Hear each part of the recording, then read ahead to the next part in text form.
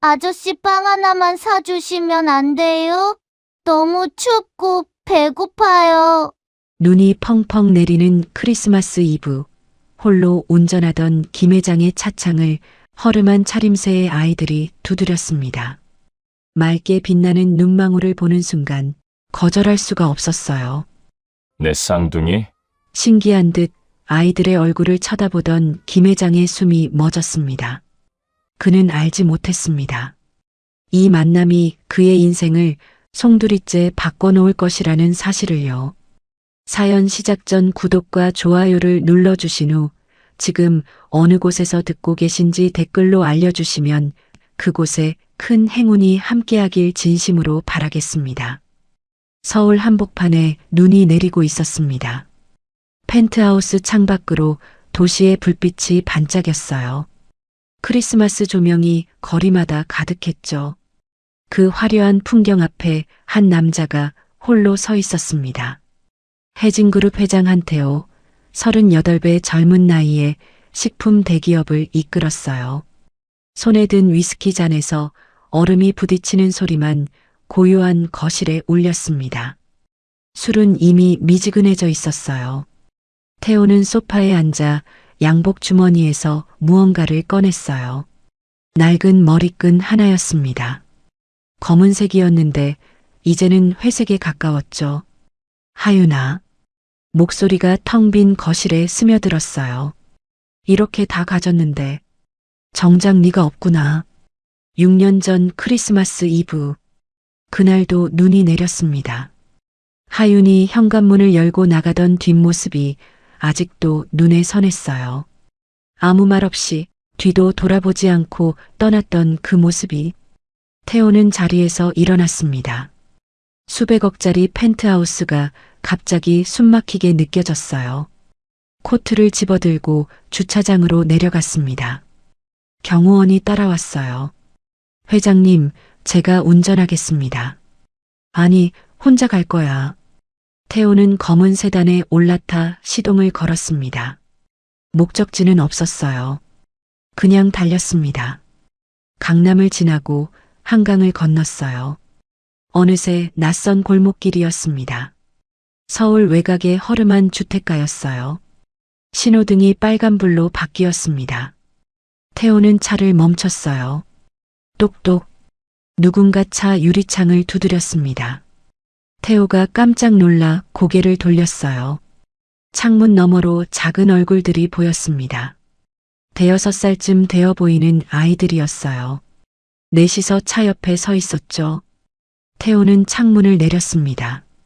칼바람이 차 안으로 밀려 들어왔어요. 아저씨, 맨 앞에 선 남자아이가 말했어요. 볼이 발갛게 얼어 있었고 입술이 파르르 떨리고 있었습니다. 말할 때마다 하얀 입김이 피어올랐죠. 빵 하나만 사주시면 안 돼요? 너무 춥고 배고파요. 태호는 아이들의 차림새를 봤습니다. 얇은 패딩은 솜이 빠져 바람 한 줄기 막아주지 못할 것 같았어요. 운동화는 찢어진 데를 테이프로 붙여놓은 상태였는데 틈새로 스며든 눈이 양말을 적시고 있었죠. 너희 부모님은 어디 계시니? 엄마는 할머니가 쓰러지셔서 병원에 갔어요. 그래서 우리끼리 있었는데 배가 너무 고파서요. 아이들이 태호를 올려다봤어요.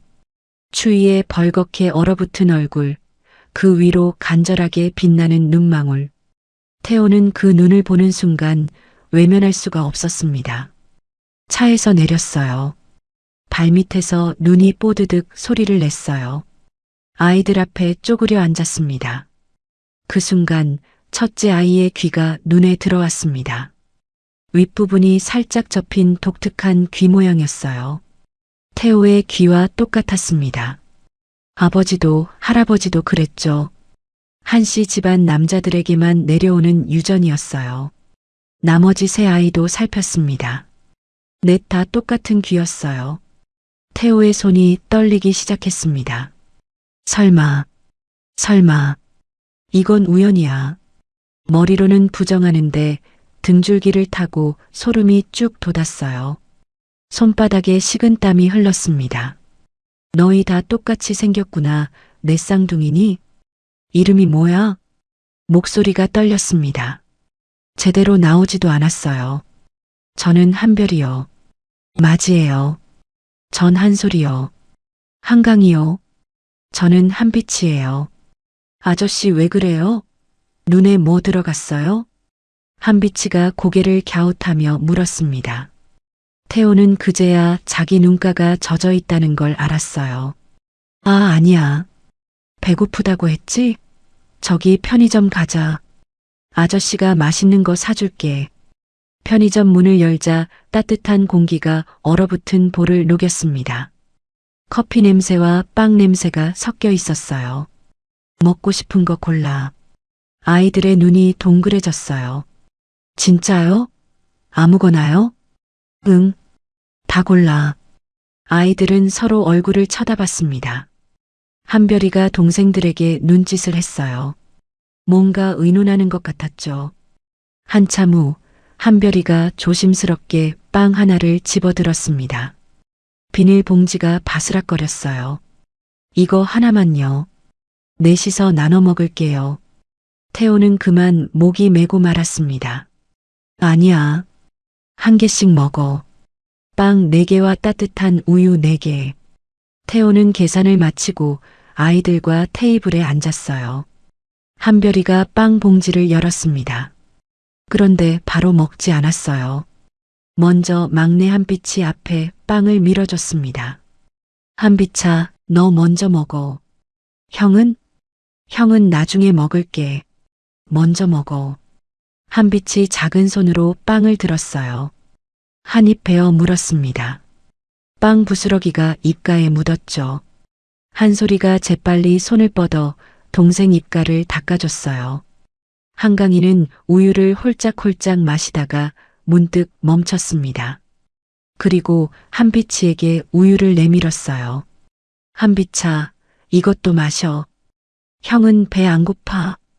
거짓말. 아까 형 배에서 소리 났잖아. 안 났어. 빨리 마셔. 태호는 그 모습을 말없이 지켜봤습니다. 어린아이들이 서로 양보하고 있었어요.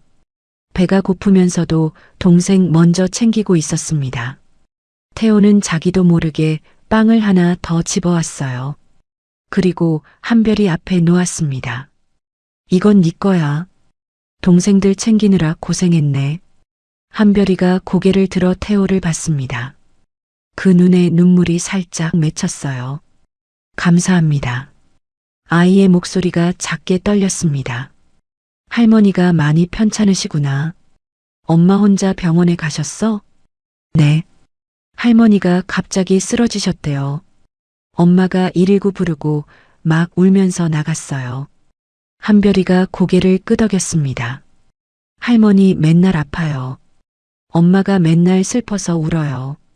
태호의 손이 멈췄습니다. 엄마가 많이 힘드시겠다. 엄마 진짜 힘들어요. 낮에는 공장 가고 밤에는 또 다른 데 가요. 한솔이가 말했어요. 엄마 손이 빨개요. 여기여기 다 갈라져서 피나요. 한강이가 자기 손등을 가리켰습니다. 바로 그때 편의점 문이 열렸습니다. 차가운 바람이 함께 밀려 들어왔어요. 애들아. 다급한 목소리가 들려왔습니다. 태호가 고개를 돌렸어요. 그 순간 시간이 멈춘 것 같았습니다. 문 앞에 한 여자가 서 있었어요. 숨을 헐떡이고 있었죠. 뺨이 빨갛게 달아올라 있었습니다. 급하게 달려온 것 같았어요. 헐렁한 회색 패딩, 무릎이 해진 검은 바지, 때가 탄 운동화, 푸석푸석하게 갈라진 머리카락이 바람에 흩날렸습니다. 태호는 그 모습에서 눈을 뗄 수가 없었어요. 6년 전의 하윤이 떠올랐습니다. 그때의 하윤은 언제나 빛이 났어요. 웃을 때면 눈이 초승달처럼 휘어졌고 걸을 때면 꽃향기가 나는 것 같았습니다. 그런데 지금 눈앞의 여자는 볼이 푹 꺼져 있었어요. 광대뼈가 도드라져 보였습니다. 눈 밑에는 짙은 그늘이 내려앉아 있었죠. 한때 곱던 손은 갈라지고 트고 빨갛게 부어 있었습니다. 형광등 불빛 아래 두 사람의 눈이 마주쳤어요. 하윤도 태호를 봤습니다. 처음에는 못 알아보는 것 같았어요. 하지만 곧 눈동자가 크게 흔들렸습니다. 태호 씨? 하윤의 입술이 파르르 떨렸습니다. 태호의 입에서 저절로 그 이름이 흘러나왔어요. 하윤아. 1초가 아주 길게 느껴졌습니다. 함께했던 시간들, 이별하던 날, 그리고 텅 빈 6년의 세월이 두 사람 사이에 흘렀어요. 하윤이 먼저 고개를 돌렸습니다. 아이들을 봤어요. 애들아. 목소리가 떨리고 있었습니다. 하지만 애써 담담하게 말했어요. 집에 가자. 지금 당장. 엄마, 이 아저씨가 빵 사줬어. 빨리. 아이들이 후다닥 일어났습니다. 하윤은 아이들 손을 잡아 끌며 문 쪽으로 향했어요. 하윤아, 잠깐만. 태호가 자리에서 벌떡 일어났습니다. 혹시 저 아이들? 아니에요. 하윤이 태호를 쏘아봤어요. 눈빛이 얼음장처럼 차가웠습니다. 여기 왜 있는 거예요? 다신 오지 마세요.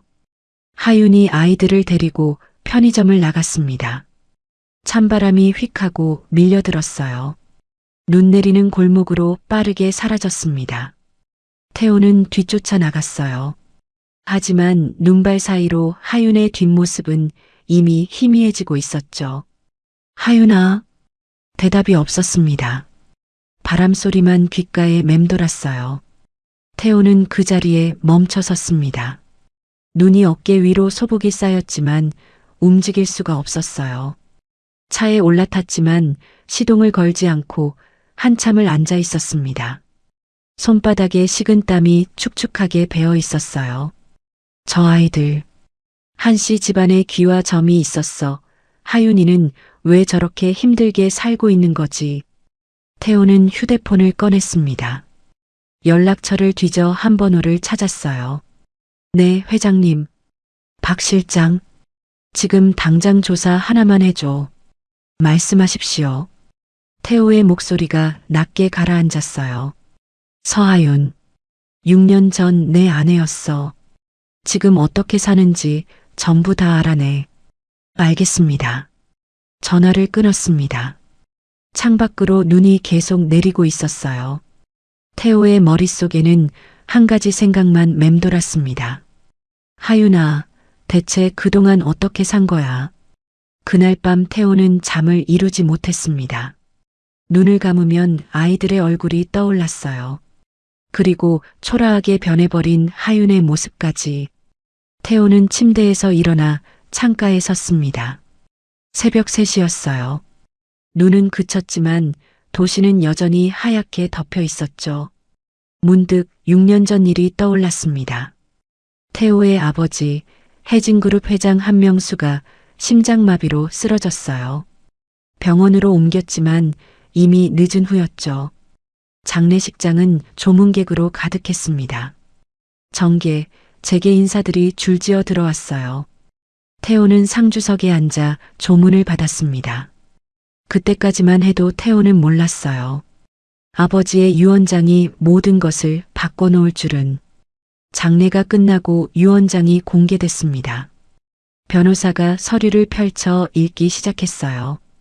해진그룹의 경영권과 지분 과반은 차남한 태호에게 상속한다. 거실이 조용해졌습니다. 숨소리조차 들리지 않았어요. 장남 지훈의 얼굴이 굳어졌습니다. 손에 들고 있던 찻잔이 와들와들 떨렸어요. 뭐라고요? 지훈이 벌떡 일어났습니다. 의자가 뒤로 밀리며 바닥에 긁히는 소리가 났어요. 아버지가 그럴 리 없어. 내가 장남이야. 내가 이 회사를 물려받아야 한다고. 변호사가 고개를 저었어요. 고인의 뜻입니다. 자필 유언장이고 공증도 완료됐습니다. 지훈의 얼굴이 새빨갛게 달아올랐어요. 목에 핏대가 섰습니다. 주먹을 불끈 쥐고 태호에게 다가왔어요. 한태호, 네가 아버지한테 뭐라고 한 거야? 뒤에서 무슨 짓을 한 거냐고. 형, 나도 방금 들었어. 나도 몰랐던 일이야. 거짓말 마. 지훈이 태호의 멱살을 잡았습니다. 주변 사람들이 황급히 말렸습니다. 부회장님, 진정하세요. 절대 인정 못해. 절대로. 지훈은 손을 뿌리치고 거실을 나갔어요. 문이 쾅 닫히는 소리가 집 안 전체에 울렸습니다. 그 옆에 서 있던 형수 라경이 태호에게 다가왔어요. 얼굴에 부드러운 미소를 띠고 있었습니다. 도련님, 축하드려요. 아버님 뜻이니 잘 이끌어주세요. 목소리는 따뜻했지만 눈은 웃지 않았어요. 차갑게 가라앉은 눈동자가 태호를 훑고 지나갔죠. 그날 밤 라경은 지훈과 함께 서재에 앉아 있었어요. 당신 그렇게 당하고만 있을 거예요? 지훈이 술잔을 탁 내려놓았습니다. 뭘 어쩌라고. 유원장이 있는데. 유원장이 있으면 뭐해요?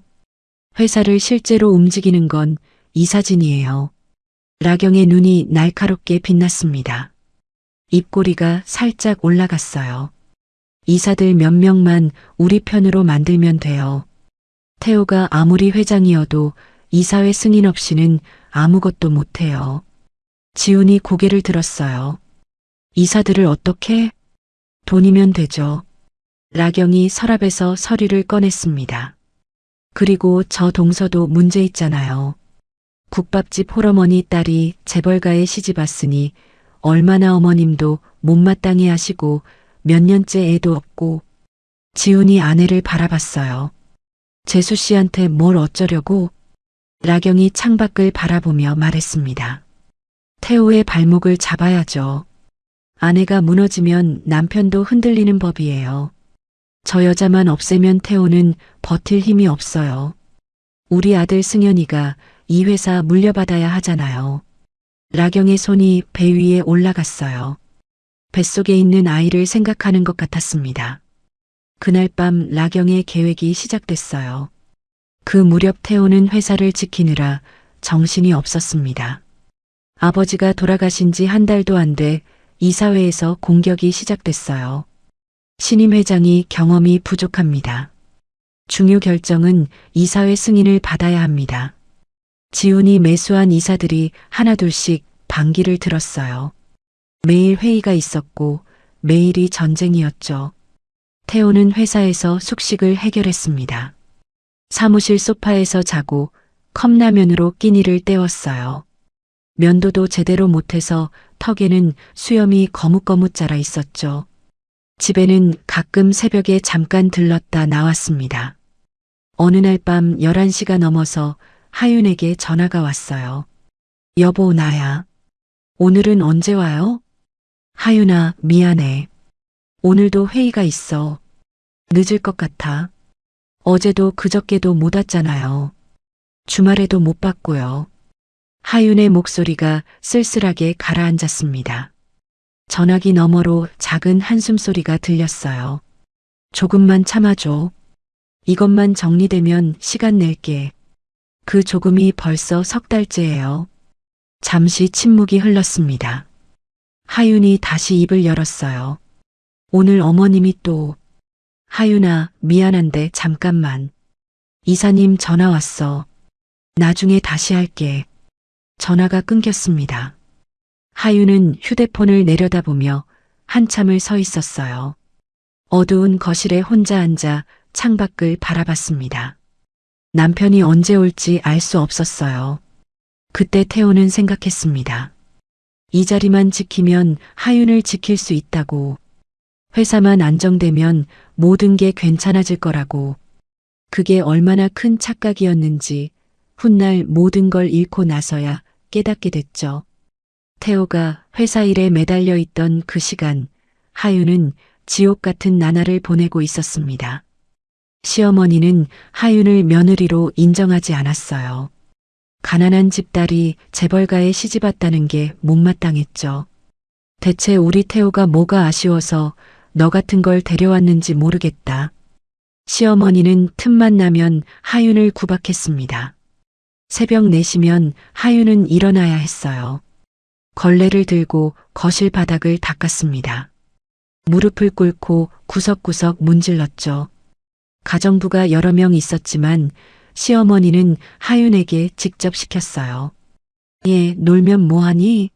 부지런히 닦아라. 시어머니는 차갑게 쏘아붙였습니다. 여기 먼지 있잖아. 다시 해.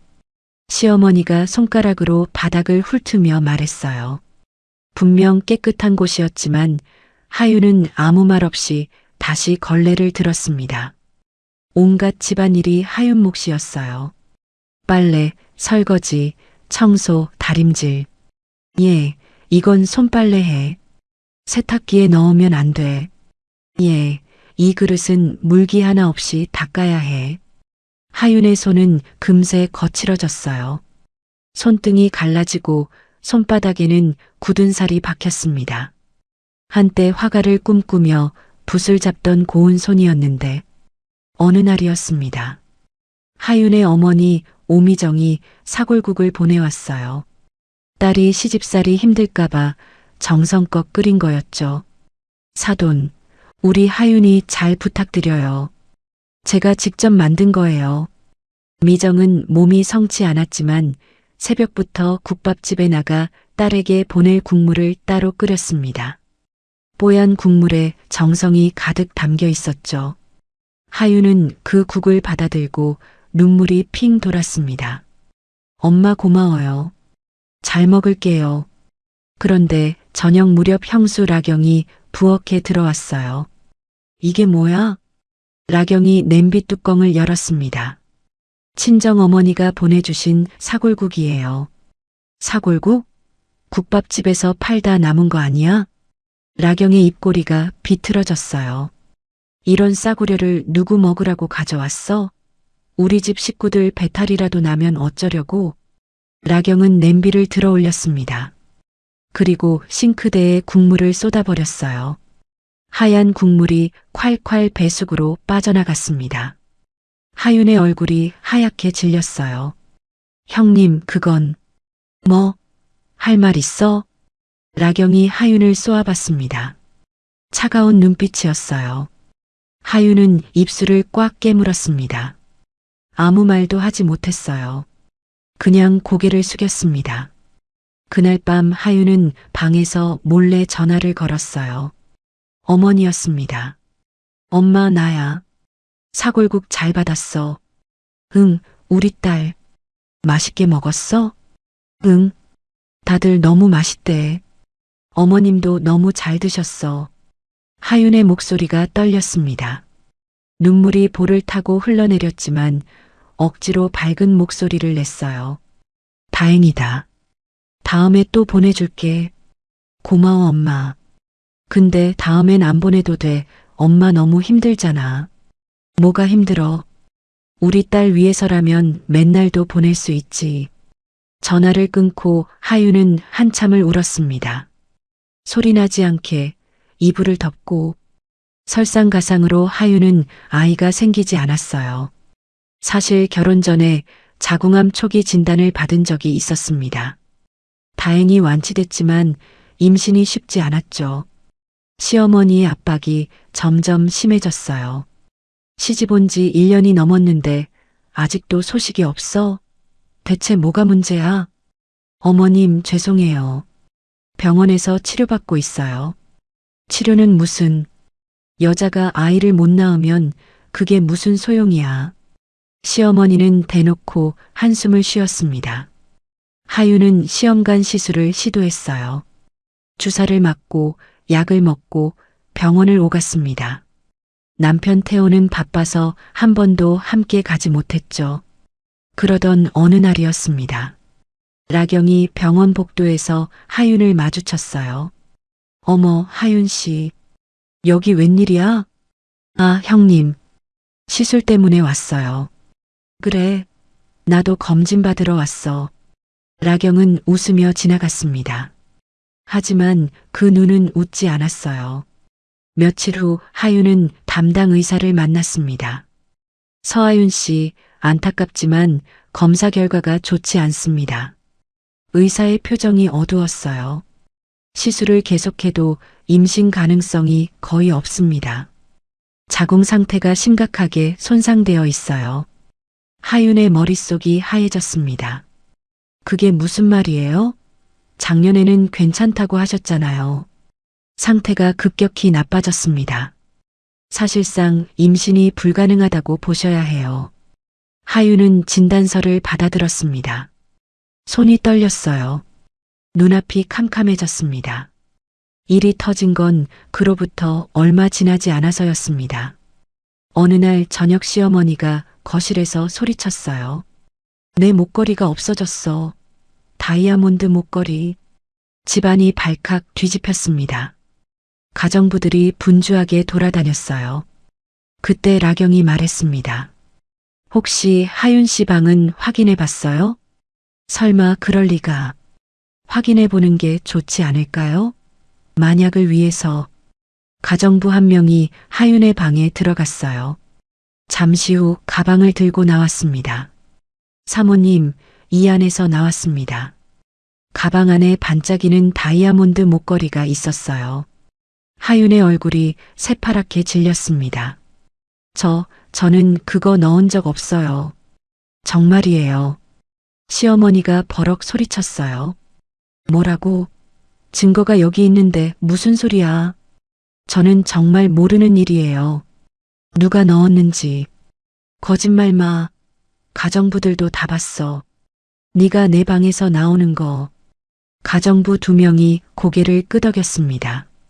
네, 저도 봤습니다. 저도요. 라경이 미리 시켜둔 거짓 증언이었어요. 하지만 하윤은 아무것도 증명할 수 없었습니다. 그때 현관문이 열렸어요. 태호가 들어왔습니다. 피곤에 찌든 얼굴이었죠. 하윤이 남편에게 달려갔어요. 여보, 나 아니야. 정말 나 아니야. 믿어줘. 태호는 하윤을 바라봤습니다. 지쳐 있었어요. 며칠째 회사에서 숙식하다 잠깐 들른 참이었죠. 하윤아, 일단 진정하고 어머니한테 잘 말씀드려봐. 여보, 나 아니야. 정말 나 아니라고. 왜 내 말을 안 믿어? 나도 믿어. 근데 지금 나 너무 힘들어. 일단 네가 좀 참아. 제발. 태호는 하윤의 손을 뿌리쳤습니다. 그리고 방으로 들어가 버렸어요. 하윤은 그 자리에 서 있었습니다. 다리에 힘이 풀렸어요. 내 편은 아무도 없구나. 그 생각이 머리를 스쳤습니다. 그날 밤 하윤은 친정 어머니에게 전화를 걸었어요. 손이 떨렸습니다. 엄마. 하윤아, 왜? 무슨 일 있어? 나 더 이상 못 버티겠어. 못 버티겠어, 엄마. 하윤의 목소리가 갈라졌습니다. 참았던 울음이 터져 나왔어요. 전화기 너머로 어머니의 한숨소리가 들렸습니다. 하윤아, 엄마한테 돌아와. 그래도 돼. 엄마, 이미 충분히 노력했어. 암완치된 후에도 잘 관리해야 하는데 스트레스 받으면 안 돼. 그만 고생하고 돌아와. 하윤은 전화기를 붙잡고 한참을 울었습니다. 며칠 후 하윤은 이혼 서류에 도장을 찍었습니다. 시댁 식구들 아무도 말리지 않았어요. 오히려 시원하다는 표정이었죠. 하윤은 작은 가방 하나만 들고 그 집을 나왔습니다. 현관문이 닫히는 소리가 등 뒤에서 쿵 울렸어요. 친정으로 돌아갔어요. 어머니 미정이 대문 앞에서 기다리고 있었습니다. 하윤을 보자마자 품에 꼭 안았어요. 잘했어. 잘 돌아왔어. 하윤은 대답하지 못했습니다. 그냥 어머니 품에 안겨 울었어요. 한참을 울었습니다. 그런데 며칠 후 이상한 증상이 나타났어요. 속이 울렁거리고 밤 냄새만 맡아도 구역질이 났습니다. 설마 하는 마음에 병원을 찾았어요. 축하드립니다. 임신이에요. 하윤의 눈이 휘둥그레졌습니다. 네, 임신이요? 저 임신 못한다고 했는데. 아니에요. 시험관 시술이 성공한 거예요. 아주 건강해요. 하윤은 한참 동안 말을 잇지 못했어요. 의사가 초음파 화면을 가리키며 말했습니다. 시험관 시술은 여러 배아를 이식하니까 다태아 가능성이 높거든요. 다태아요? 네. 네 쌍둥이에요. 4명 다 건강합니다. 네 쌍둥이요? 하윤은 믿기지 않는 얼굴로 화면을 바라봤습니다. 하윤은 한참 동안 말을 잇지 못했어요. 임신이라니. 그 집에서 그렇게 간절히 원했던 아이가 뱃속에 있다니. 하지만 기쁨은 금세 사라졌습니다. 다시 돌아가야 하나? 새벽마다 무릎 꿇고 바닥 닦던 기억. 사골국이 뱃속으로 쏟아지던 장면. 도둑으로 몰리던 그 순간. 남편이 손을 뿌리치던 모습. 하윤의 몸이 부들부들 떨렸어요. 안 돼. 그 집에는 다시 못 가. 아이들을 그 지옥에 데려갈 수 없어. 하윤은 연락하지 않기로 결심했습니다. 7개월 후 하윤은 병원에 있었어요. 만삭의 배를 안고 분만실 앞에 섰습니다. 간호사가 서류를 들고 물었어요.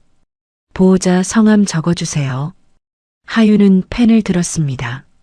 잠시 망설이다가 적었어요. 없음. 보호자 한 분도 안 오세요? 하윤이 고개를 저었습니다. 어머니 미정은 신장 투석 중이었어요. 일어나지도 못하는 몸이었죠. 하윤은 혼자였습니다.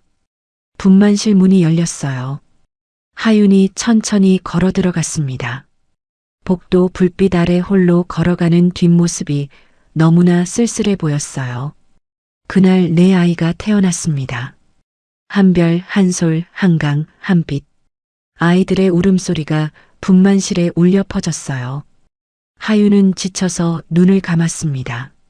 눈가로 눈물이 흘러내렸죠. 애들아, 미안해. 엄마가 힘내볼게.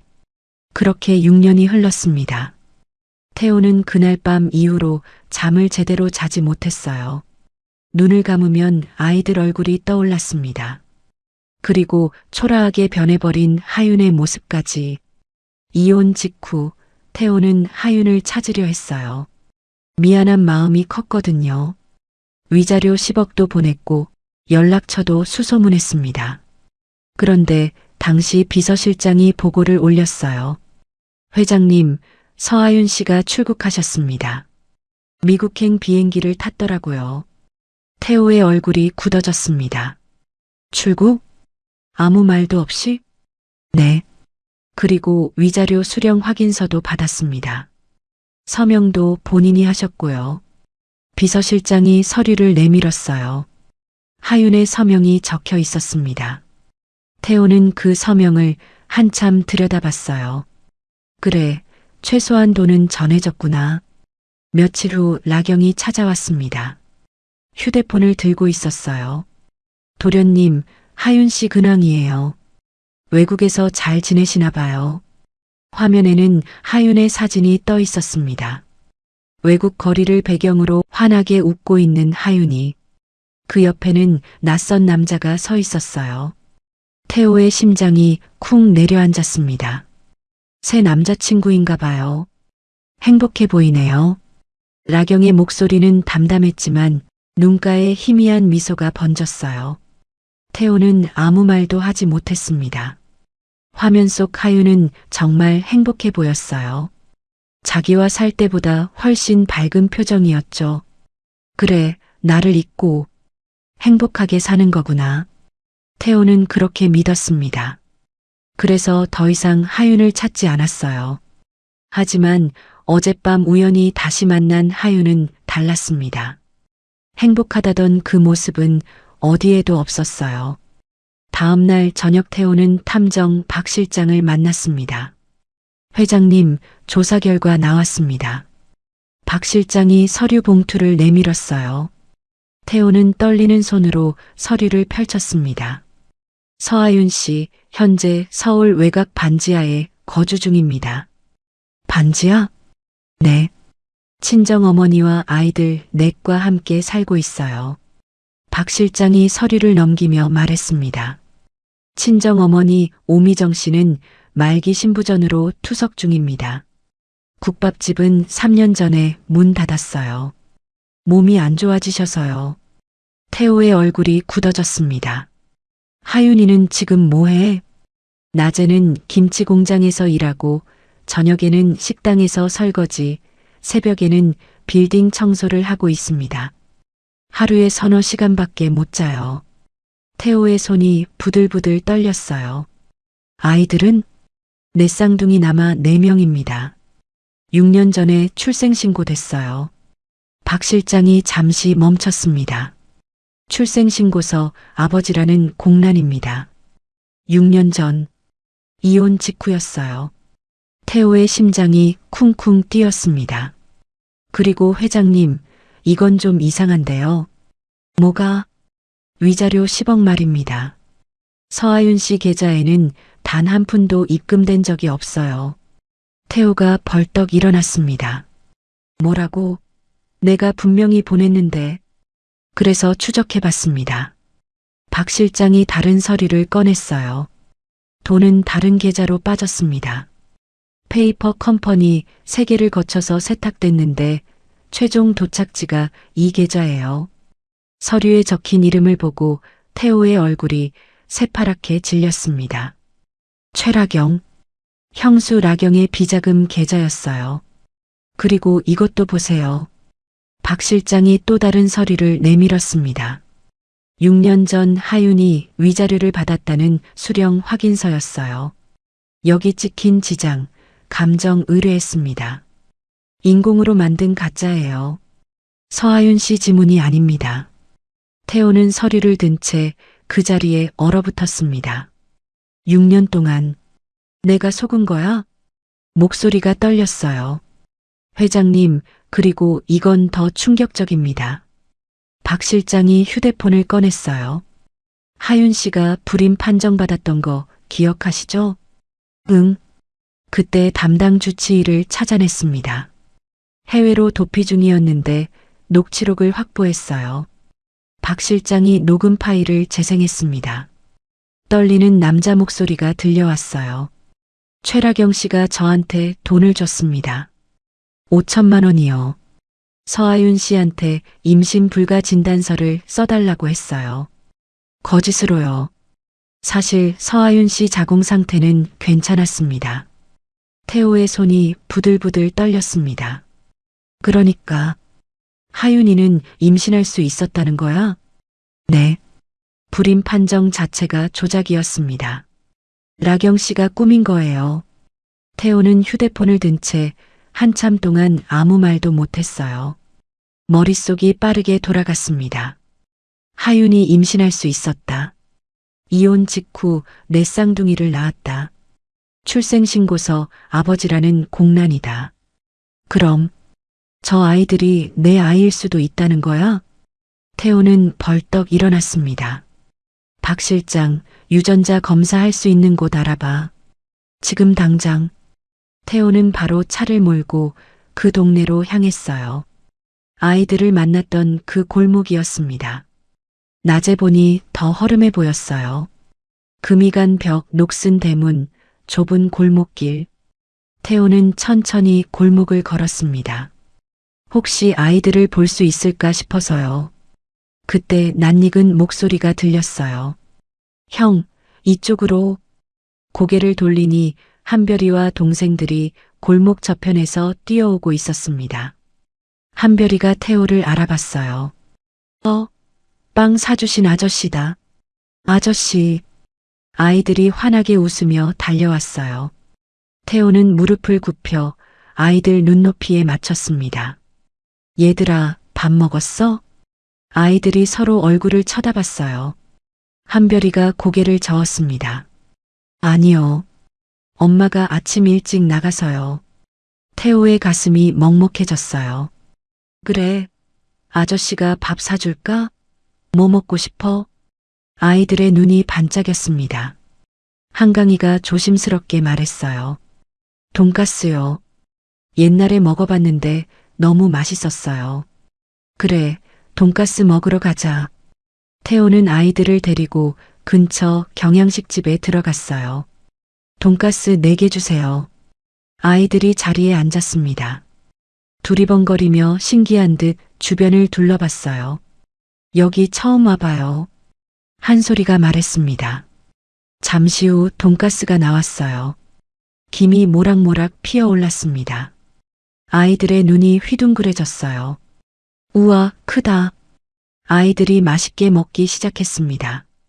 어제처럼 형들이 막내 한 피치를 먼저 챙겼어요.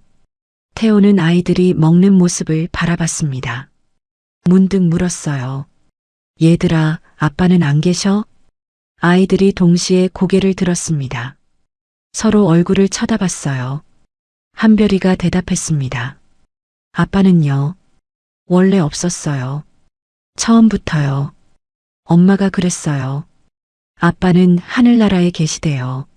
너무 좋은 사람이라 천사가 되었대요. 한 소리가 덧붙였어요.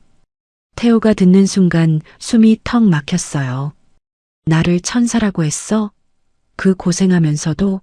손에 들고 있던 물컵이 덜덜 떨렸습니다. 아이들이 밥을 다 먹었어요.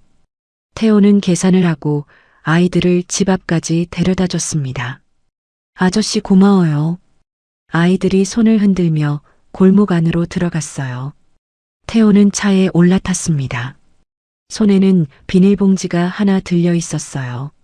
아이들이 쓰던 숟가락이었습니다. 유전자 검사를 위해 챙겨온 거였죠. 태호는 김치 공장 근처에 차를 세웠습니다. 공장 담장 너머로 안이 보였어요. 여자들이 줄지어 서서 배추를 옮기고 있었습니다. 그 중에 하윤이 있었어요. 큰 배추 광주리를 들고 허리가 휘어질 듯 걸어가고 있었습니다. 땀이 이마에서 흘러내렸어요. 숨을 헐떡이면서도 멈추지 않았습니다. 잠깐 쉬는 시간이 됐어요. 하윤이 장갑을 벗었습니다. 태호는 그 손을 보고 숨이 막혔어요. 손등이 빨갛게 트고 갈라져 있었습니다. 손가락 마디마디에 상처가 나 있었어요. 한때 붓을 잡던 고운 손이 저렇게 망가져 있었습니다. 태호는 핸들을 잡은 채 한참을 그 자리에 있었어요. 눈앞이 뿌옇게 흐려졌습니다. 며칠 후 유전자 검사 결과가 나왔습니다. 태호는 떨리는 손으로 봉투를 열었어요. 서류를 펼쳤습니다. 친자 확률 99.9%.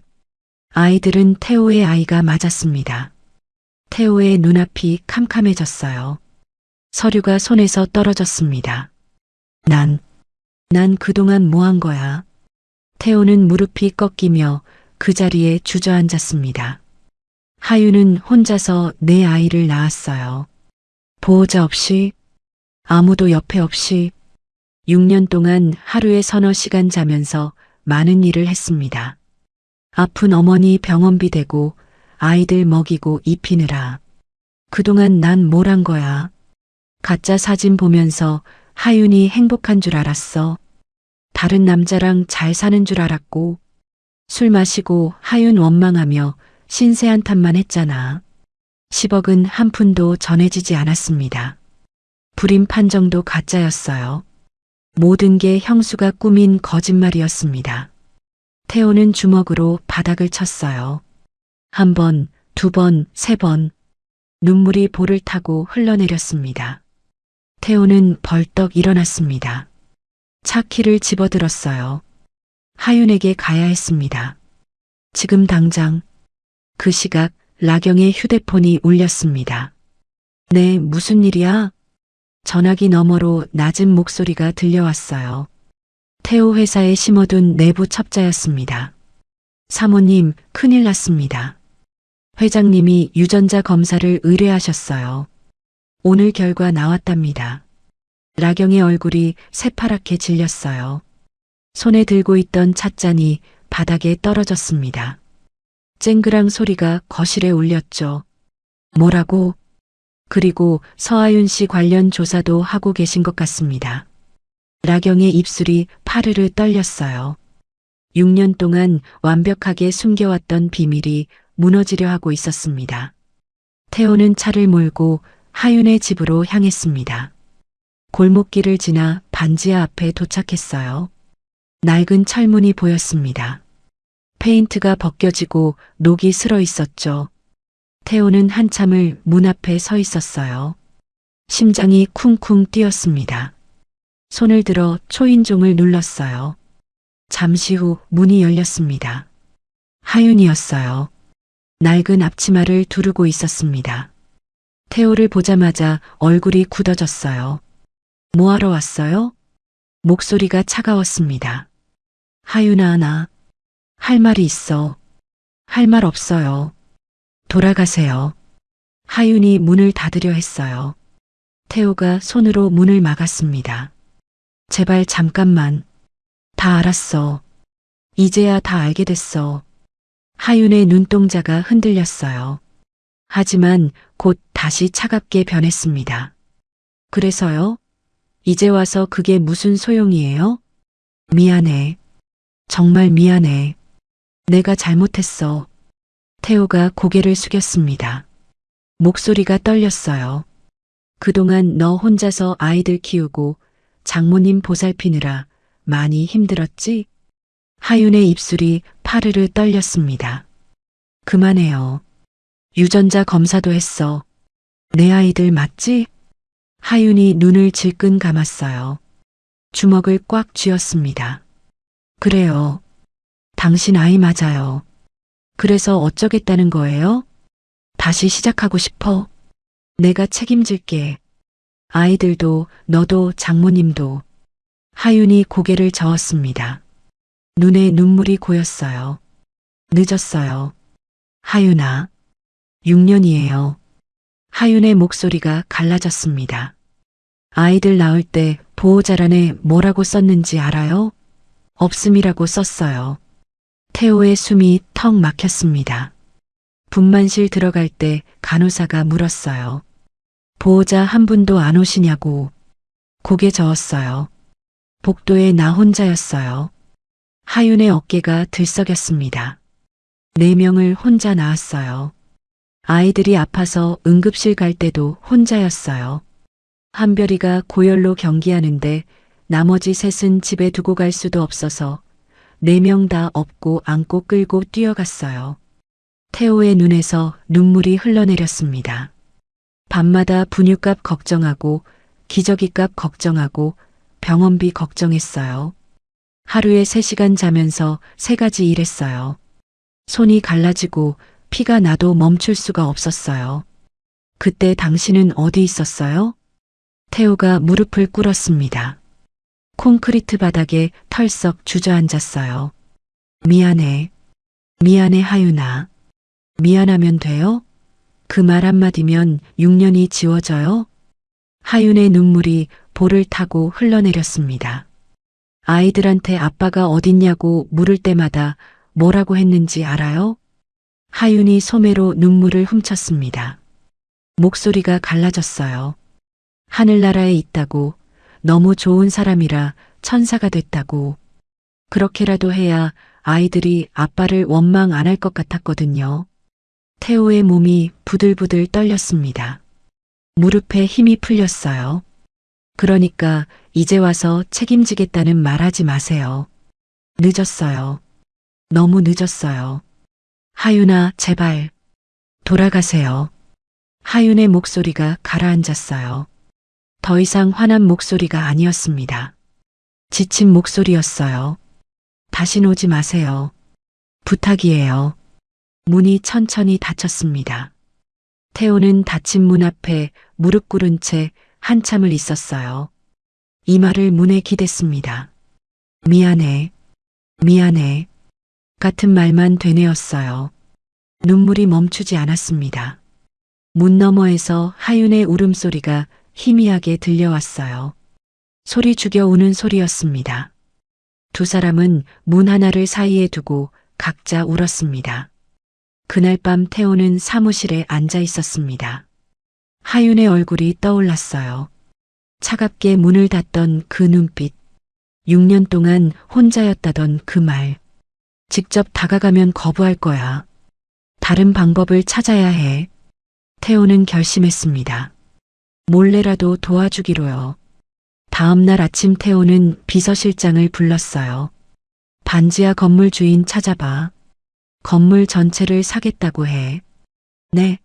그 낡은 건물을요? 그리고 리모델링 업체도 연결해. 외벽 보수하고 곰팡이 제거하고 대신 절대 내 이름 나오면 안 돼.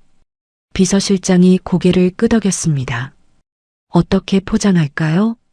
구청 지원 사업으로 해. 저소득층 주거 환경 개선 사업이라고. 며칠 후 반지하 건물에 인부들이 찾아왔어요. 하윤이 놀라서 나왔습니다. 어떻게 오셨어요?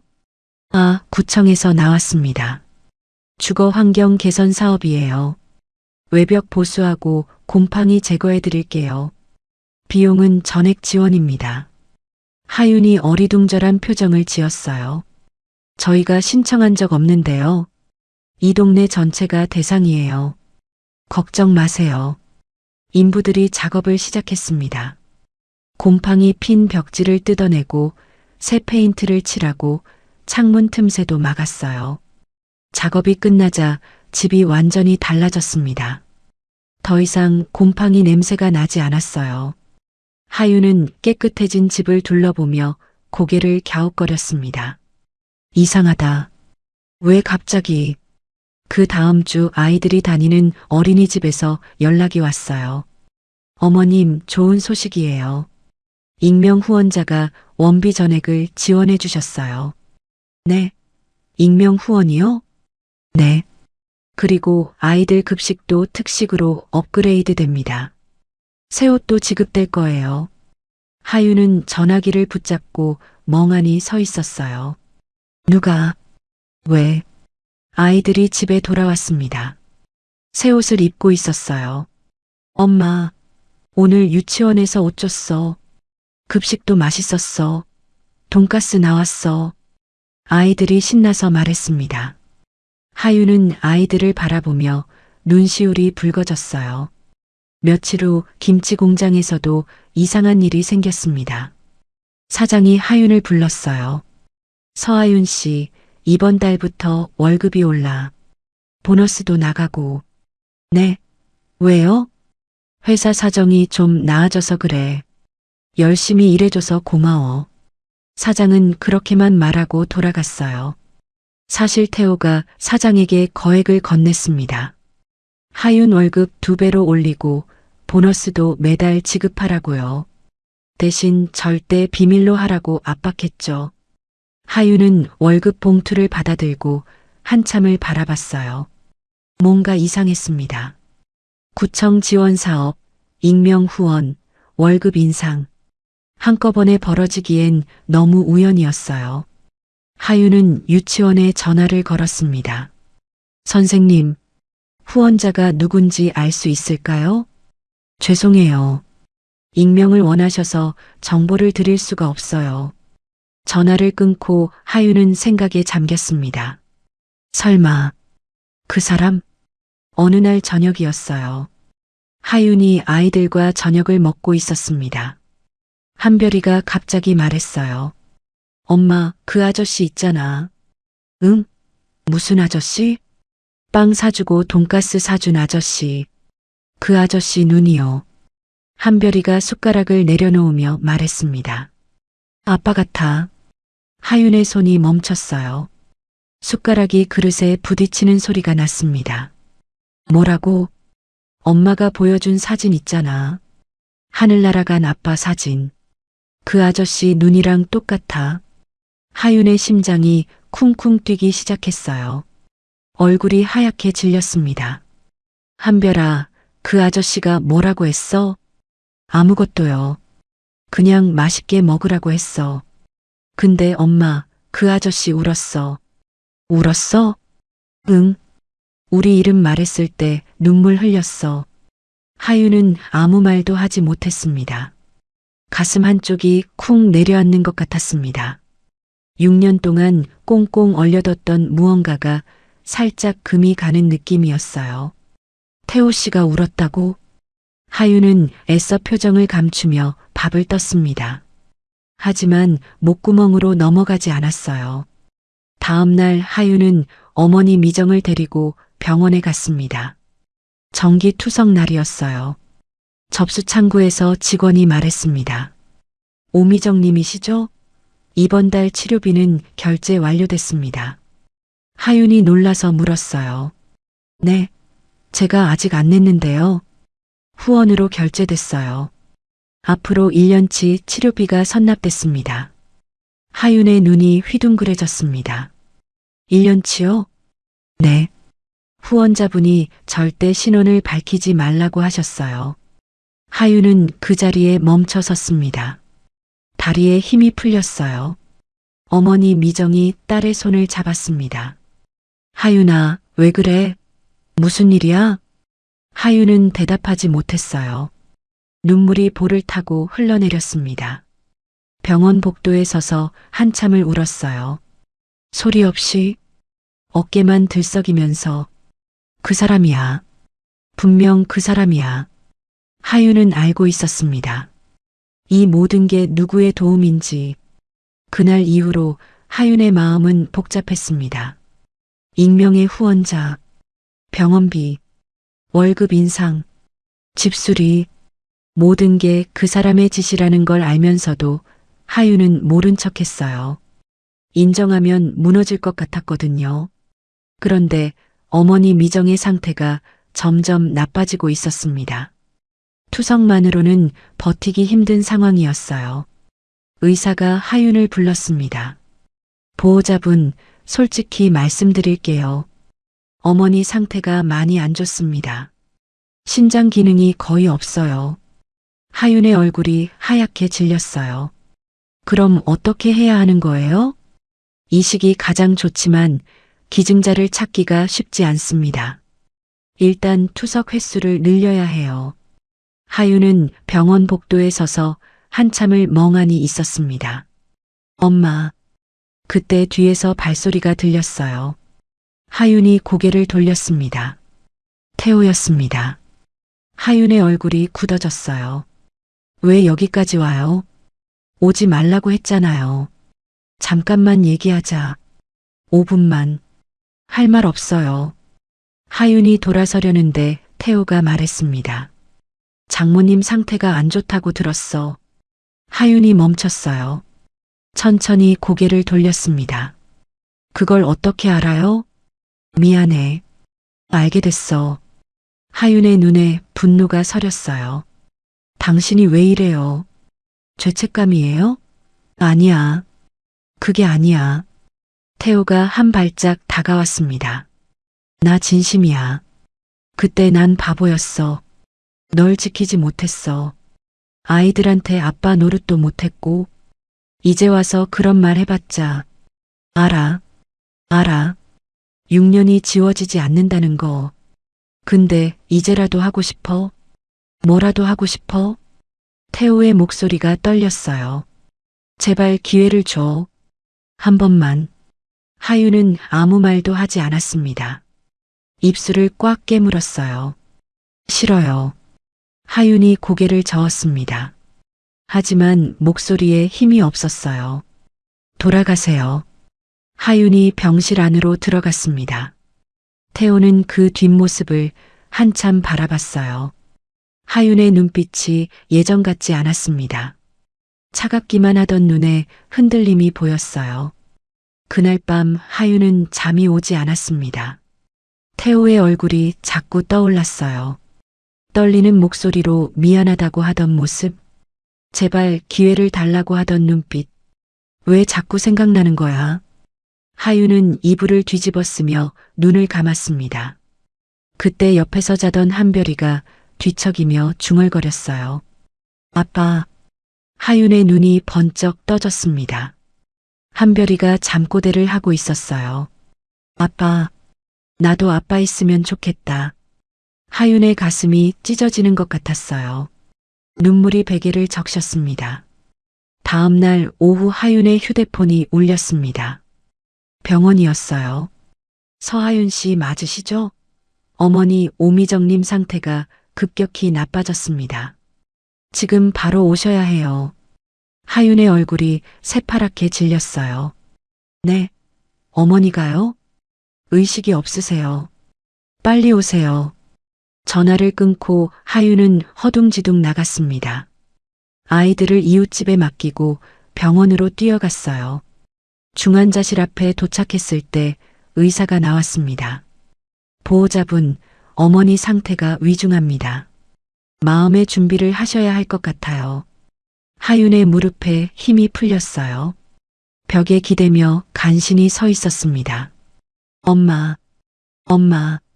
그 시각 라경은 서재에 앉아 있었습니다. 손에는 서류가 들려 있었어요. 태호가 의뢰한 유전자 검사 결과였습니다. 친자 확률 99.9%. 라경의 얼굴이 일그러졌어요. 이게 세상에 알려지면 끝이야. 내가 한 일이 다 들통나. 라경은 창밖을 바라봤습니다. 눈이 차갑게 빛났어요. 6년 동안 완벽하게 숨겨왔는데 저 여자랑 애들 때문에 다 망치게 생겼어. 휴대폰을 들었습니다. 저장된 번호 하나를 눌렀어요. 나야. 할 일이 생겼어. 전화기 너머로 낮은 남자 목소리가 들렸습니다. 무슨 일입니까? 아이들이야. 4명. 서울 외곽 반지하에 살아. 라경의 입꼬리가 올라갔어요. 장모가 곧 죽을 거야. 장례식 때 정신없을 거 아니야. 그때 애들을 데려와. 데려와서요? 없애. 흔적도 없이. 전화기 너머로 잠시 침묵이 흘렀습니다. 알겠습니다. 준비하죠. 라경은 전화를 끊고 창밖을 바라봤어요. 미안하지만 어쩔 수 없어. 내 아들 승현이가 해진그룹을 물려받아야 하거든.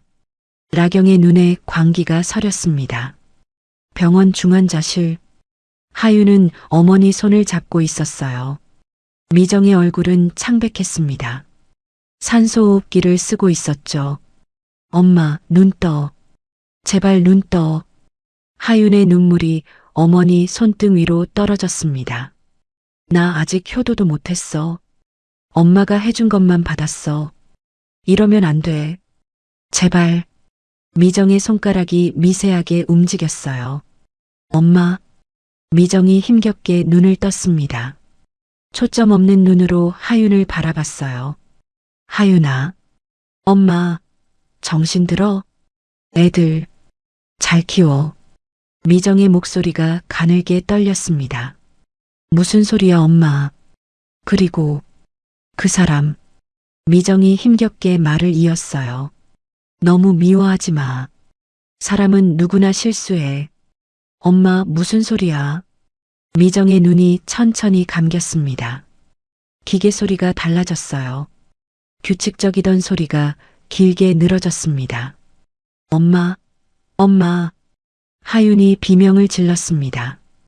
의료진이 달려왔어요. 하윤은 밖으로 밀려났습니다.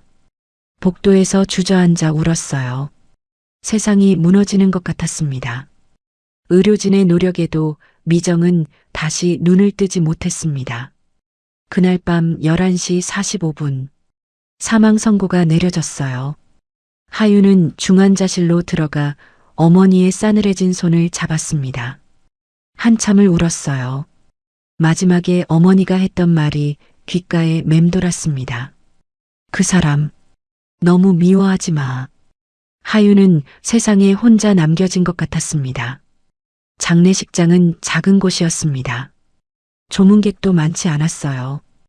국밥집 단골 손님 몇 명, 이웃 몇 명이 전부였죠. 하윤은 상복을 입고 빈소를 지켰습니다. 아이들은 옆에 앉아 있었어요. 무슨 일인지 정확히 모르면서도 엄마가 우니까 따라 울었습니다. 그때 장례식장 문이 열렸어요. 태호였습니다. 검은 상복을 입고 있었어요. 하윤의 얼굴이 굳어졌습니다. 뭐하러 왔어요? 오지 말라고 했잖아요. 장모님 마지막 가시는 길인데 어떻게 안 와? 태호가 영정사진 앞에 섰습니다. 무릎을 꿇고 큰 절을 올렸어요. 장모님 죄송합니다. 제가 못난 놈입니다. 태호의 목소리가 떨렸습니다. 하윤이 지키지 못해서 죄송합니다. 아이들 아빠 노릇 못해서 죄송합니다. 눈물이 볼을 타고 흘러내렸어요. 그래도 이제라도 하겠습니다. 하윤이랑 아이들 제가 지킬게요. 그러니까 편히 가세요. 태호가 다시 한번 절을 올렸습니다. 하윤은 그 모습을 보며 입술을 깨물었어요. 눈물이 났지만 애써 참았습니다. 나가요. 제발 나가요. 못 가. 사위로서 마지막 도리는 해야지. 태호가 일어서서 빈소 한쪽에 섰습니다. 조문객을 맞을 자세였어요. 당신이 무슨 사위예요? 우린 이혼했어요. 서류상으로만 이혼했어. 난 아직 너의 남편이야. 아이들 아빠고. 하윤은 더 이상 말하지 않았습니다. 기운이 없었어요.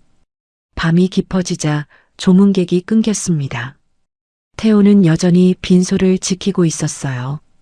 하윤은 의자에 앉아 꾸벅꾸벅 졸았습니다. 며칠째 제대로 못 잔 거였죠. 태호가 다가왔어요. 조심스럽게 담요를 덮어줬습니다.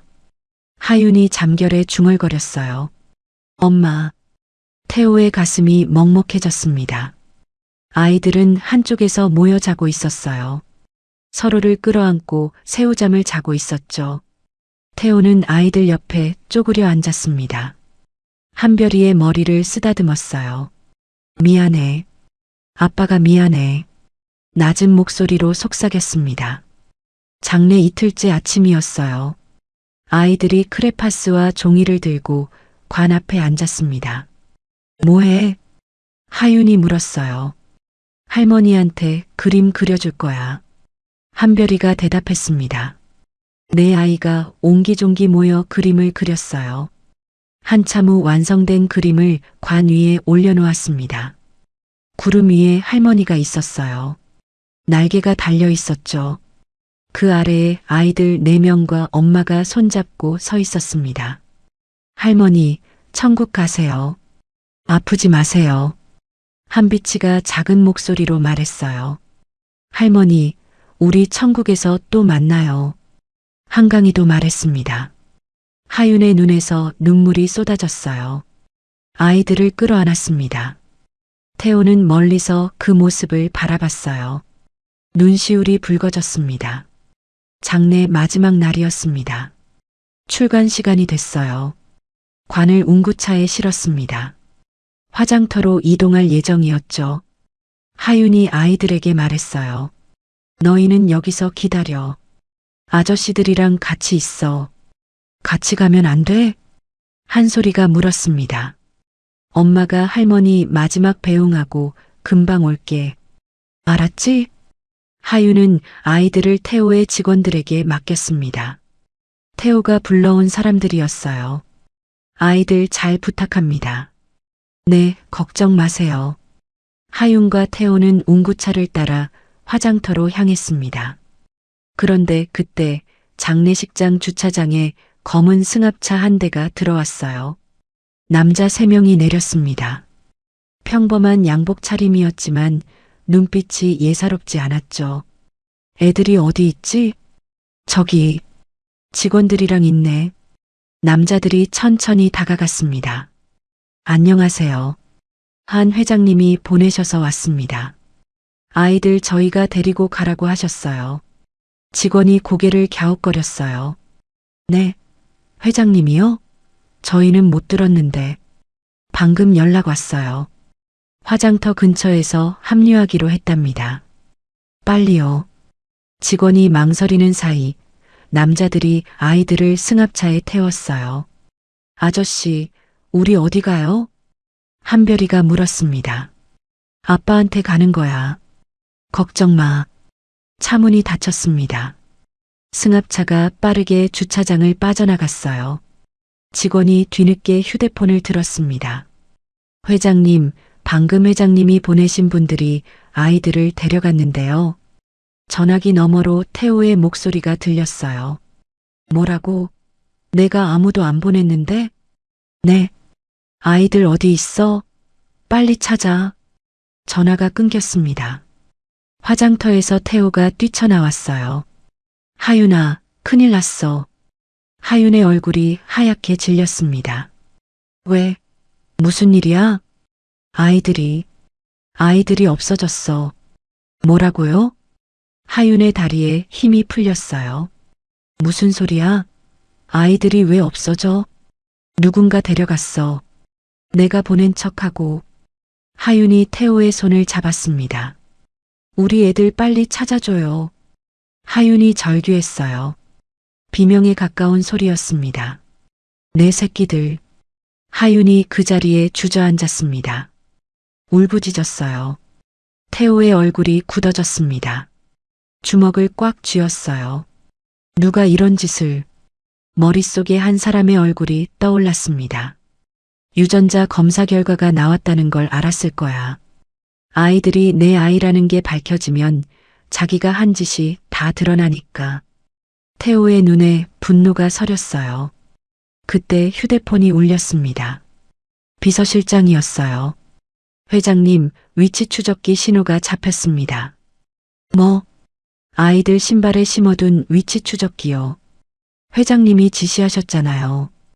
태호가 며칠 전 아이들 신발에 몰래 위치 추적기를 달아뒀던 거였어요. 혹시 모를 상황에 대비해서요. 어디야? 어디 있어? 서울 외곽 폐공장 쪽이에요. 위치 보내드릴게요. 태호가 하윤의 손을 잡았습니다. 하윤아, 내가 찾을게. 반드시 찾을게. 태호의 눈에 결의가 서렸어요. 내 목숨 걸고 아이들 데려올게. 태호는 차를 몰며 비서실장에게 전화했습니다.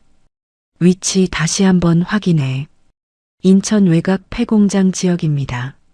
3년 전에 문 닫은 곳이에요. 인적이 드문 곳입니다. 태호의 손에 힘이 들어갔어요. 핸들을 꽉 쥐었습니다. 경찰은? 신고했습니다.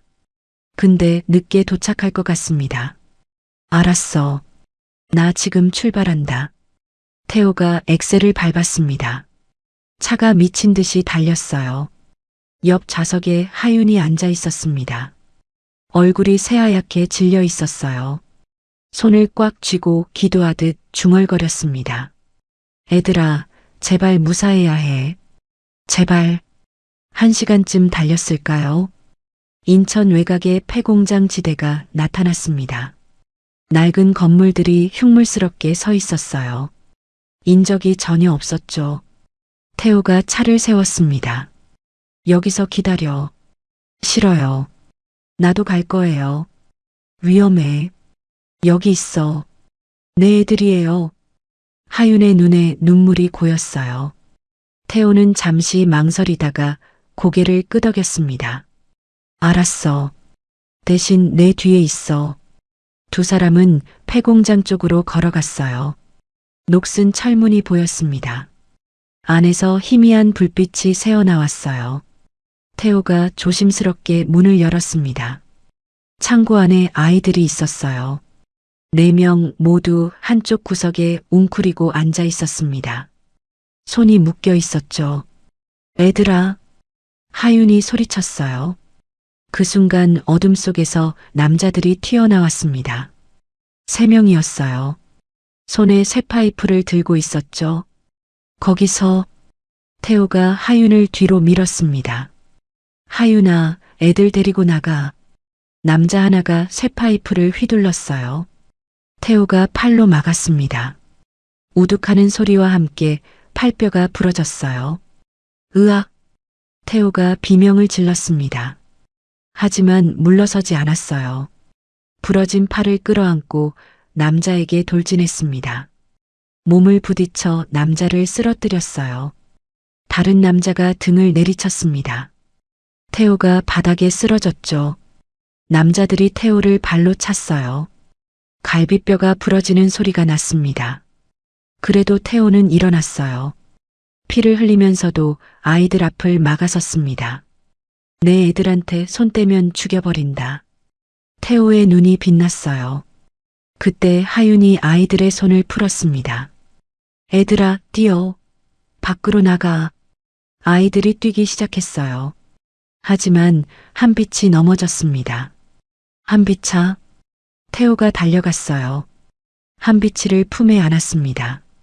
남자가 쇠파이프를 내리쳤어요. 태호가 등으로 막았습니다. 이를 악물고 버텼어요. 한비치를 꼭 감싸 안은 채 아저씨, 한비치가 울먹였습니다. 괜찮아. 아빠 여기 있어. 무서워하지 마. 태호의 입에서 저절로 그 말이 나왔어요. 한별이가 멈춰섰습니다. 아빠. 그때 창고 문이 열렸습니다. 하이힐 소리가 들려왔어요.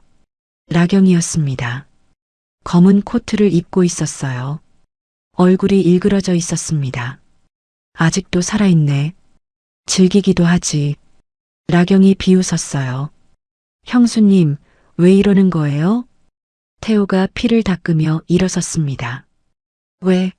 왜냐고? 라경의 눈에 광기가 서렸어요. 네가 뭔데 회장 자리를 뺏어갔잖아. 우리 지훈 씨 몫이었어. 우리 승현이가 물려받아야 한다고. 그래서 하윤이한테 그런 짓을 한 거야? 그리고 지금은 우리 아이들까지? 당연하지. 저 애들이 내 자식이라는 게 알려지면 나는 끝이야. 내가 한 일이 다 드러나. 라경이 소리쳤어요. 불임 조작도, 위자료 횡령도, 출국 기록 위조도 전부 다. 그걸 지금 자백하는 거야? 태호의 입꼬리가 올라갔어요. 뭐? 라경이 멈칫했습니다. 태호가 주머니에서 작은 녹음기를 꺼냈어요. 빨간 불이 깜빡이고 있었습니다. 처음부터 녹음하고 있었어. 형수님이 직접 올 줄 알았거든. 라경의 얼굴이 새파랗게 질렸어요. 너. 그때 사이렌 소리가 들렸습니다. 경찰이 도착한 거였어요. 경찰이다. 움직이지 마. 무장한 경찰들이 창고 안으로 들이닥쳤습니다. 납치범들이 바닥에 제압당했어요. 라경이 뒤로 물러섰습니다. 나는 아무것도 안 했어. 저 사람들이 제멋대로 한 거야. 다 녹화됐어요, 형수님. 태호가 차갑게 말했어요. 경찰이 라경에게 수갑을 채웠습니다. 납치교사, 살인 미수 혐의로 체포합니다. 라경이 발버둥 쳤어요. 나라고. 내가 누군지 알아? 해진그룹 부회장 부인이야. 하지만 소용없었습니다. 라경은 경찰차에 실려갔어요. 아이들이 하윤에게 달려왔습니다. 엄마. 하윤이 아이들을 끌어안았어요. 펑펑 울었습니다. 괜찮아? 다친 데 없어? 무서웠지? 엄마, 아저씨가 우리 지켜줬어. 한별이가 말했어요. 아저씨가 등으로 막아줬어. 피 많이 흘렸어. 하윤이 고개를 들었습니다. 태호가 피투성이가 된 채 서 있었어요. 팔이 이상한 각도로 꺾여 있었죠. 병원 가야 해요. 하윤이 달려갔습니다. 태호가 힘없이 웃었어요. 애들 괜찮아? 당신은요? 팔이. 피가 너무 많이. 이 정도쯤이야. 애들만 무사하면 돼. 태호가 비틀거렸어요. 무릎이 꺾이려는 걸 간신히 버텼습니다. 하윤이 태호의 팔을 붙잡았어요. 병원 가야 해요. 지금 당장? 괜찮아. 경찰 조사부터. 안 괜찮아요. 하윤의 목소리가 떨렸습니다. 눈에 눈물이 고였어요. 구급대원들이 달려왔어요. 환자분 앉으세요. 지금 바로 응급처치하겠습니다. 태호는 응급실에서 수술을 받았습니다. 부러진 팔과 갈비뼈를 치료하는데 4시간이 걸렸어요. 그 사이 경찰은 라경과 납치범들을 연행했습니다. 폐공장에서 확보한 녹음 파일은 결정적인 증거가 됐죠. 며칠 후 뉴스가 온 나라를 뒤덮었습니다. 해진그룹 장남 부부 아동 납치 및 살인 미수 혐의로 검찰 송치, 6년간의 조직적 범행, 불임 조작부터 위자료 횡령까지.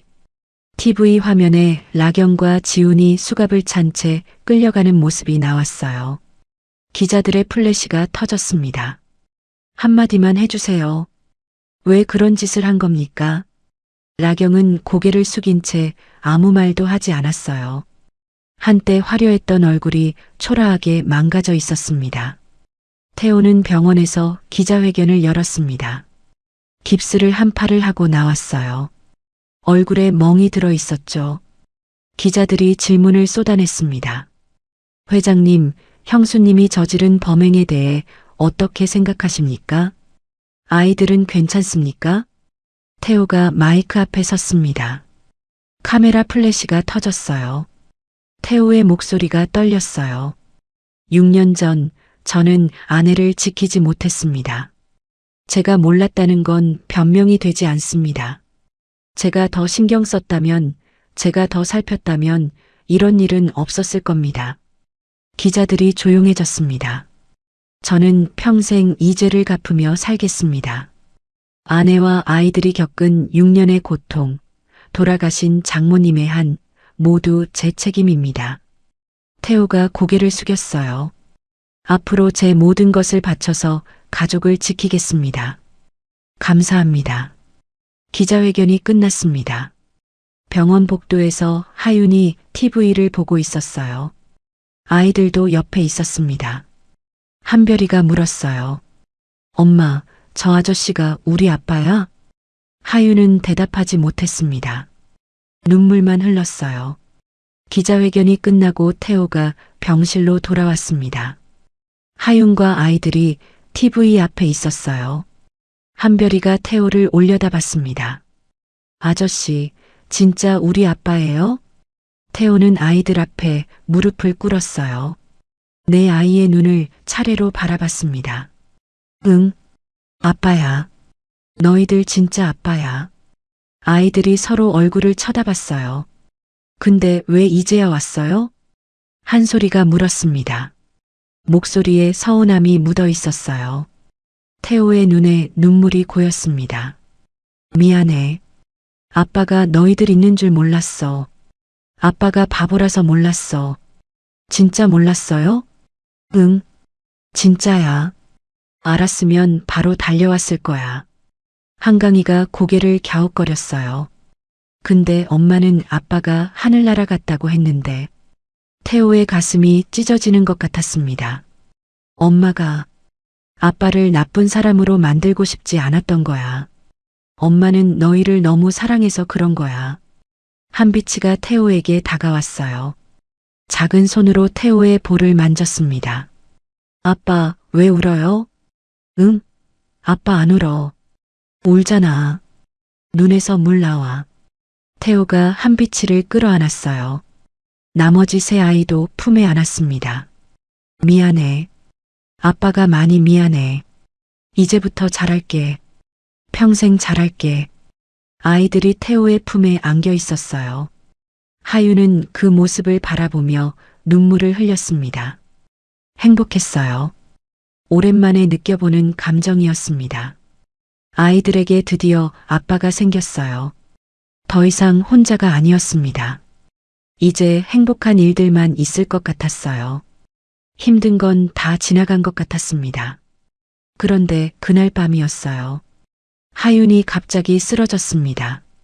거실에서 아이들과 얘기하다가 갑자기 얼굴이 하얘지더니 그대로 바닥에 쓰러진 거였어요. 엄마, 아이들이 비명을 질렀습니다. 태호가 달려왔어요. 하윤의 몸이 축 늘어져 있었습니다. 하윤아, 하윤아. 119에 전화를 걸었어요. 구급차가 도착했습니다. 응급실로 실려간 하윤. 의사들이 분주하게 움직였어요. 태호는 복도에서 발만 동동 굴렸습니다. 아이들도 겁에 질려 있었죠. 한참 후 의사가 나왔어요. 보호자분이세요? 네, 제가 남편입니다. 일단 생명에는 지장 없습니다. 그런데 의사가 말을 끊었어요. 표정이 어두웠습니다. 검사 결과 자궁암이 재발한 것으로 보입니다. 태호의 얼굴이 새하얗게 질렸어요. 자궁암이요? 네. 예전에 이미 자궁암 치료 받으신 적이 있네요. 완치 후 관리가 안 됐던 것 같습니다. 전이 가능성도 있어서 빠른 수술이 필요합니다. 태호의 다리에 힘이 풀렸어요. 벽에 기대서 겨우 버텼습니다. 수술하면 나을 수 있는 거죠? 전이가 있다면 자궁적출을 해야 할지도 모릅니다. 다음 날 하윤이 깨어났습니다. 태호가 병상 옆에 앉아 있었어요. 의사 선생님한테 다 들었어.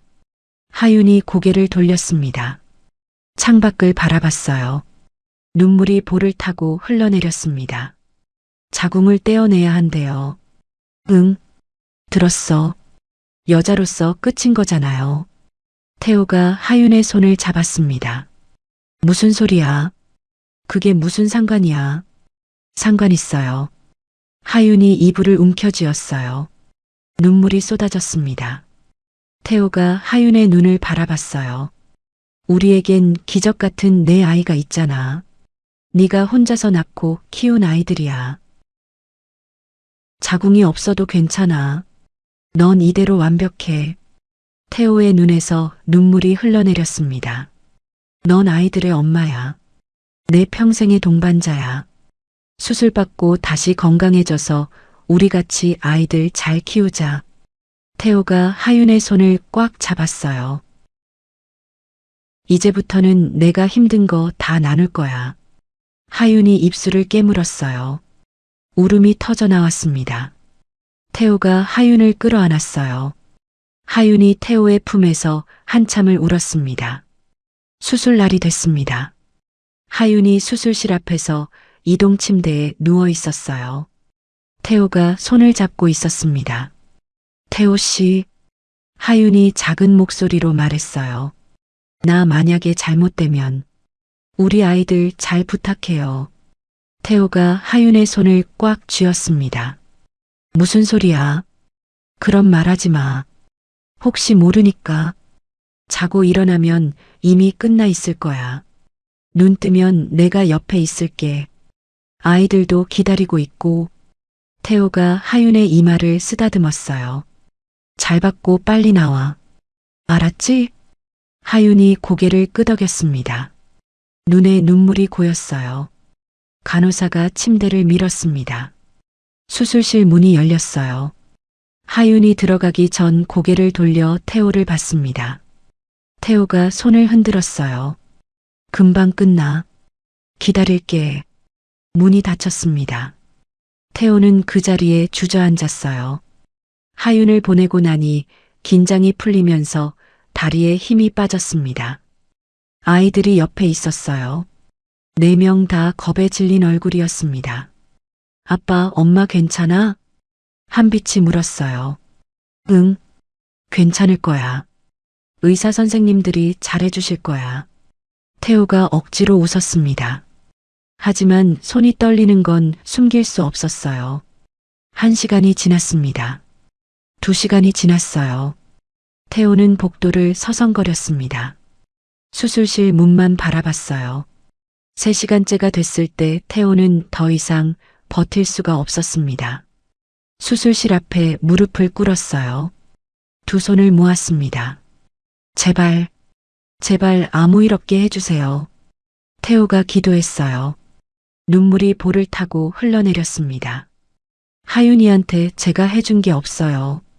6년 동안 혼자 고생만 시켰어요. 이제 막 다시 시작하려고 하는데 제발. 아이들이 아빠 옆에 와서 앉았어요. 작은 손을 모으고 눈을 감았습니다. 엄마 살려주세요. 한별이가 말했어요. 엄마 아프지 않게 해주세요. 한소리도 기도했습니다. 우리 엄마 데려가지 마세요. 한강이의 목소리가 떨렸어요. 엄마 사랑해요. 엄마. 한빛이 울먹였습니다. 태호가 아이들을 끌어안았어요. 5명이 수술실 앞에서 함께 기도했습니다. 몇 시간이 지났을 때 수술실 문이 열렸습니다.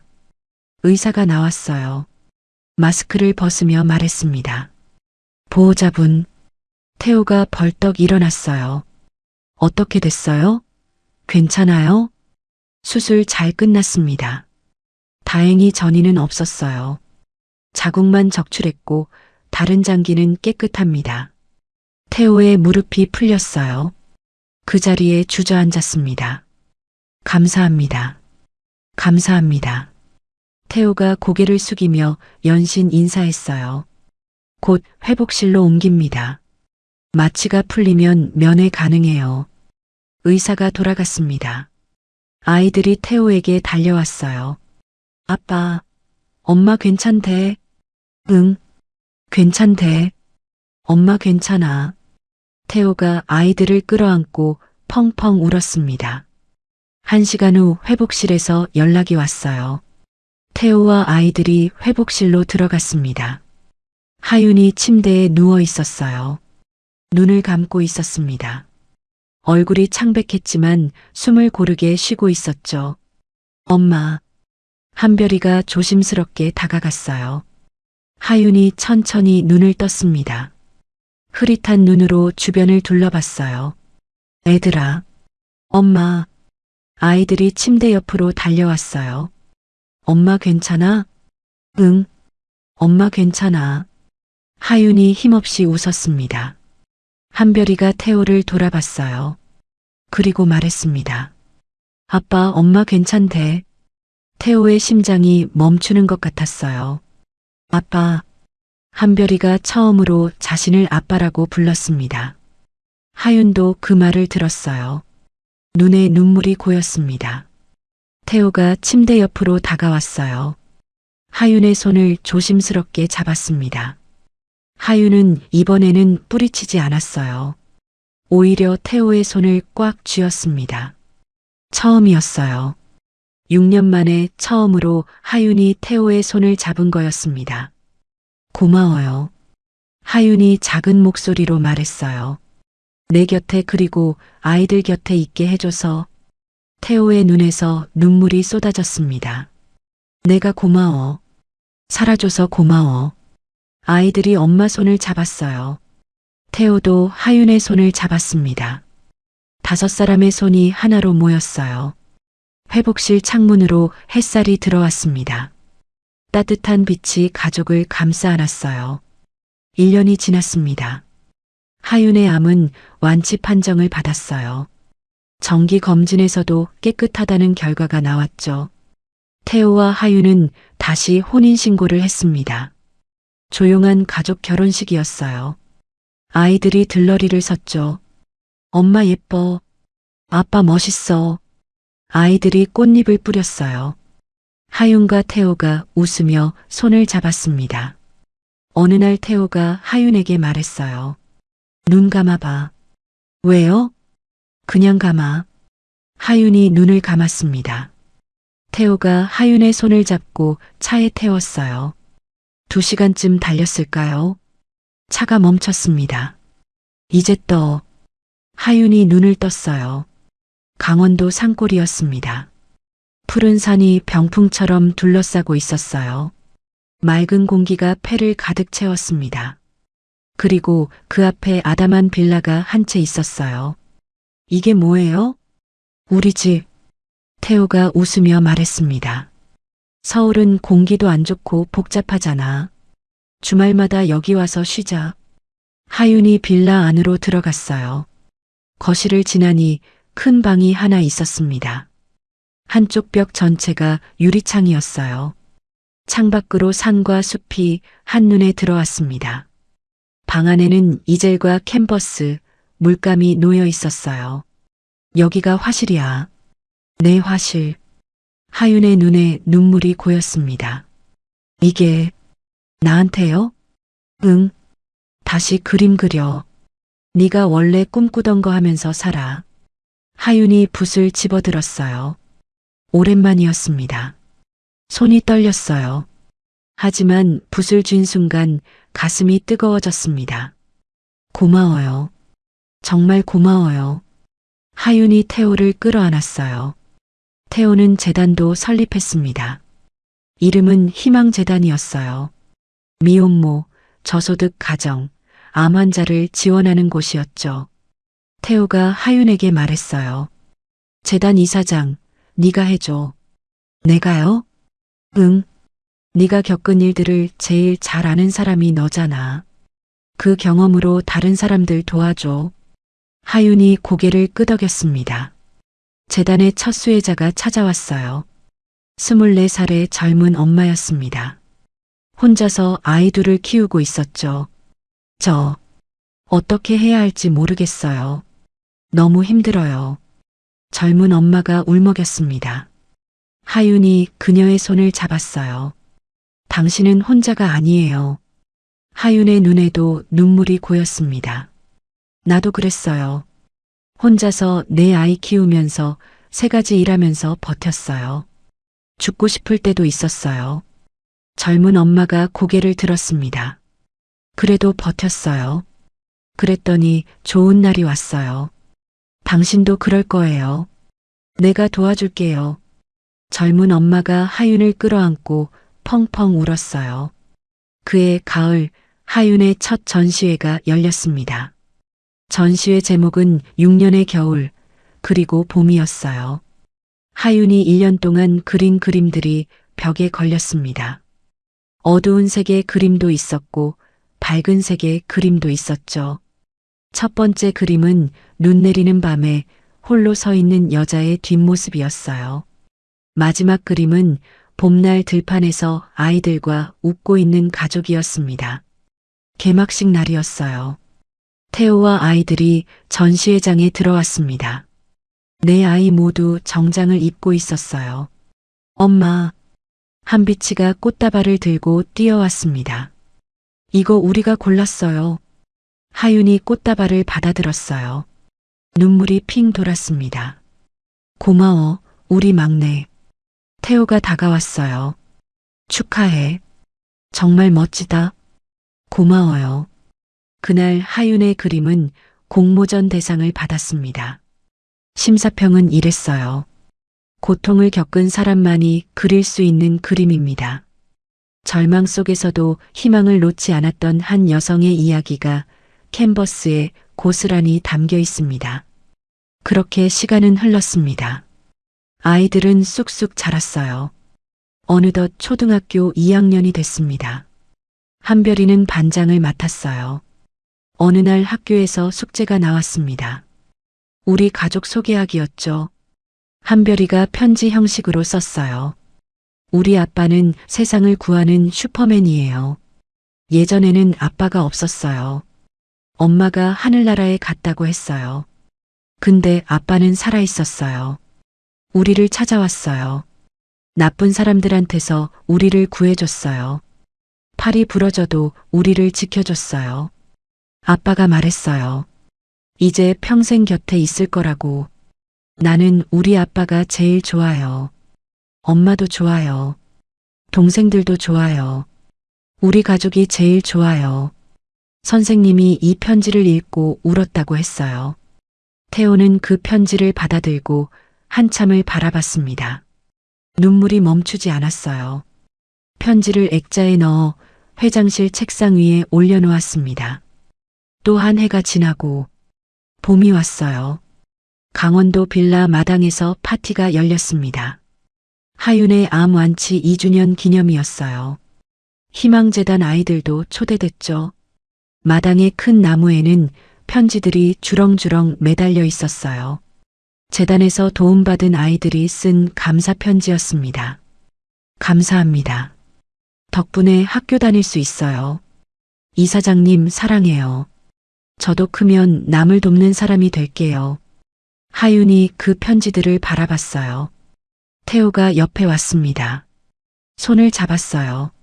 어때? 행복해? 하윤이 고개를 끄덕였습니다. 그 겨울이 없었다면 이 봄의 소중함을 몰랐을 거야. 하윤의 눈에 눈물이 고였어요. 힘들었던 6년이 있었기에 지금이 더 감사해요. 태호가 하윤을 끌어안았습니다. 석양이 지고 있었어요. 빌라 앞 숲길에 6 식구가 나란히 걸었습니다. 태호와 하윤, 그리고 네 아이들. 한별이가 아빠 손을 잡았어요. 한솔이는 엄마 손을 잡았죠. 한강이와 한빛이도 손을 잡았습니다. 석양빛이 가족의 뒷모습을 비췄어요. 그림자가 길게 늘어졌습니다. 태호가 하늘을 올려다봤어요. 마음속으로 중얼거렸습니다. 예전엔 뭐가 중요한지 몰랐지. 회사보다 가족이 먼저였는데 하윤과 아이들을 바라봤어요. 이렇게 소중한 행복이 바로 곁에 있었는데 그땐 왜 몰랐을까? 하윤이 태호를 바라보며 웃었습니다. 뭐 생각해요? 아무것도 아니야. 그냥 행복하다고. 태호도 웃었어요. 아이들이 앞서 뛰어갔습니다. 아빠, 엄마, 빨리 와. 알았어, 간다. 태호와 하윤이 손을 잡고 아이들을 따라갔어요. 석양이 숲길을 황금빛으로 물들였습니다. 6 식구의 웃음소리가 산골에 울려 퍼졌어요. 길고 긴 겨울이 지나고 마침내 봄이 왔습니다. 오늘 사연이 마음에 와닿으셨다면 소중한 분들에게 공유해 주세요. 구독과 좋아요로 응원해 주시고 어디서 이야기를 들으셨는지 댓글로 남겨주세요. 그곳에서 행복하시길 간절히 바랄게요. 사연 백일홍이었습니다.